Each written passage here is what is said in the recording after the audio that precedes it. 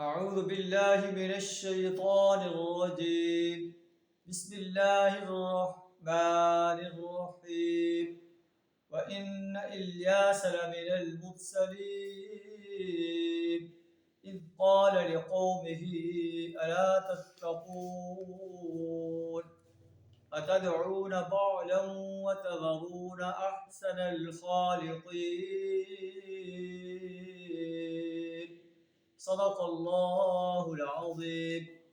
اللہ تعالیٰ مختلف انبیاء علیہ السلام کے واقعات بیان فرما کر قریش مکہ کو وارننگ دے رہا ہے کہ سب انبیاء انسانیت کو اللہ کی وحدانیت کی دعوت دیتے رہے اور ان کے قوموں نے اپنے انبیاء کی دعوت کو رد کر دیا اور وہ صفحہ ہستی سے مٹا کر رکھ دی گئی۔ اسی طرح تم بھی اگر نبی صلی اللہ علیہ وسلم کی دعوت کو ماننے سے انکار کرو گے تو تمہیں بھی اللہ کے عذاب کا سامنا کرنا پڑ سکتا ہے۔ الیاس علیہ السلام کو دیکھو، وہ ہمارے رسولوں میں سے تھے۔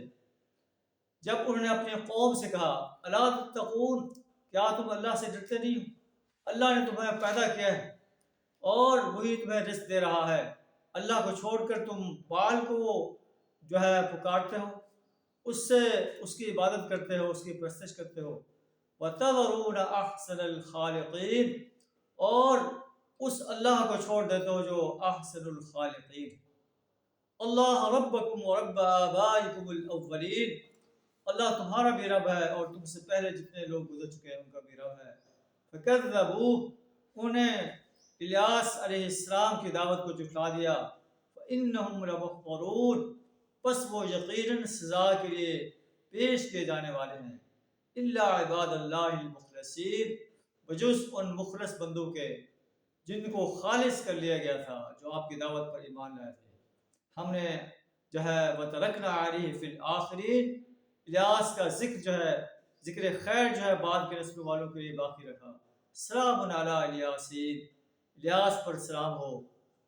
اِنَّا كَذَلِكَ نَجْزِي الْمُحْسِنِينَ، ہم محسن انسانوں کو ایسے جزا دیتے ہیں۔